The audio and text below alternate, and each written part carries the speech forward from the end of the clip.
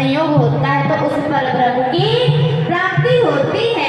इसलिए प्रभु का नाम सिमरन करना चाहिए। तालियां लगाने से हमारे सभी कष्ट, सभी दुख, सभी रोग निवृत्त होते हैं। क्योंकि एक बार माता बैठी थी, तो जो कथा कर रहे थे, प्रभु का नाम आप पीछे बोलिए, वो माता बोल देना, बाकी सभी बोले। तो उनके पति देव का ही नाम था नारायण, लेकिन वो नारायण ना बोले। जब नारायण धुन में नारायण नाम आए, वो चुप हो जाए। तो फिर महात्मा जी कहते हैं, अरे माता जी आप क्यों नहीं बोलती? कहती है बोलती हूँ। तो वो क्या बोलती है? हरे कृष्ण हरे नारायण चंपा के पति जय जय। इस प्रकार से ऐसी बात नहीं है। जो भगवान का नाम है, नमो स्वरंताय सहस्र मूर्तये सहस्रपादा शिशिरोर्भावे सहस्र नाम्ने पुरुषाय शाश्वते सहस्र कोटि युगधारिणे नमः। इसलिए उनका नाम सदा ही हमारी जीवा पर होना चाहिए। बहुत ही धन्यवाद है, गुरु महाराज जी का बहुत बहुत धन्यवाद करते हैं। देखिए कितने महापुरुष विद्वान दूर दूर से पधारे हुए हैं, सबका हम धन्यवाद करते हैं। और सारी संगत का भी धन्यवाद करते हैं जिन्होंने इस सम्मेलन की शोभा को बढ़ाया। हमारे सभी ट्रस्टीगण, हमारे सभी कार्यकर्ता, कमेटी के मेंबर बहुत बहुत सबको बधाई देते हैं और बहुत बहुत शुभकामनाएं करते हैं कि जल्दी जल्दी देखो, इस सम्मेलन के दिनों को देखने के लिए हम तरसते रहते हैं, हम विचार करते हैं कब वो क्षण आए, हमें वो दीदार प्राप्त हो। और हे प्रभु, हमें ऐसा अवसर अवश्य देना। हमें आपने बुलाया, ये कर्म नहीं तो क्या है। हमें आपने बुलाया, ये कर्म नहीं तो क्या है। मर्तबा बढ़ाया, ये कर्म नहीं तो क्या है। मर्तबा बढ़ाया, ये कर्म नहीं तो क्या है। बहुत बहुत देखो अमृत वर्षा गुरुदेव महाराज जी कितने प्रसन्न हैं। आप दर्शन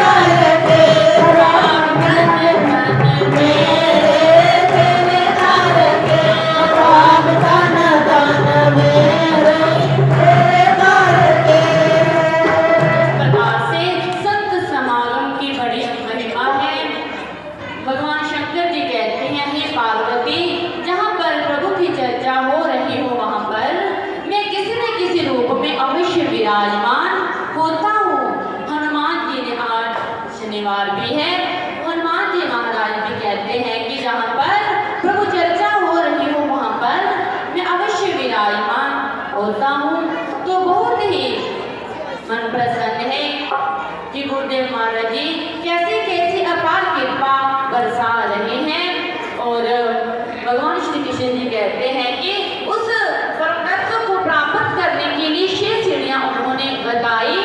निर्माण मोहाजित संग दोषा अध्यात्म नित्या विनिवृत्त कामा द्वंद्वे विमुक्ता सुख दुख संगे गच्छन्त्य मूढ़ा पदमव्ययम्।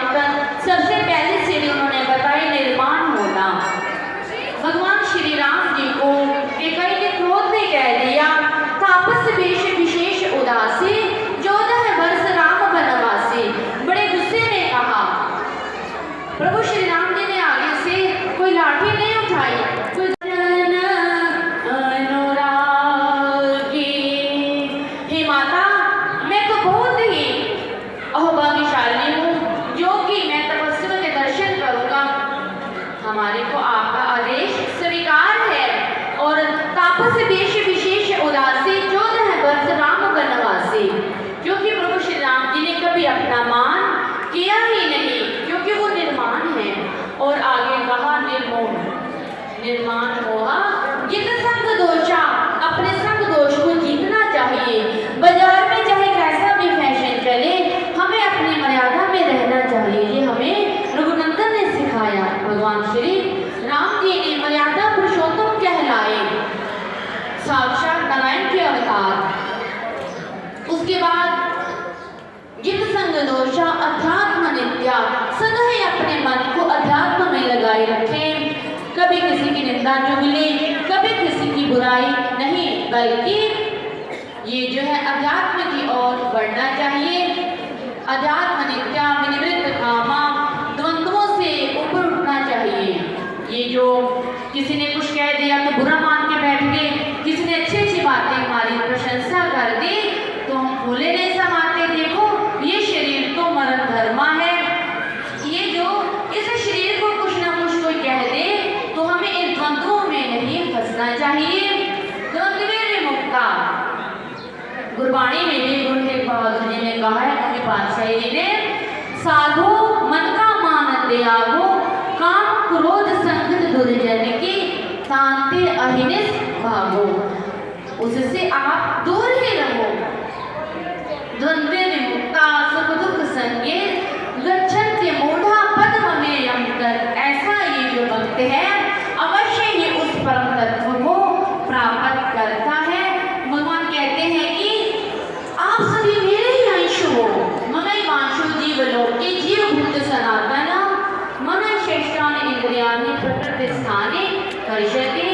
इसलिए उस अध्यात्म विद्या जो गुरु महाराज जी सदा ही जिसको कि सुनाते, जब भी आओ आश्रम में सत्संग की चर्चा, अध्यात्म की चर्चा उन्होंने करी।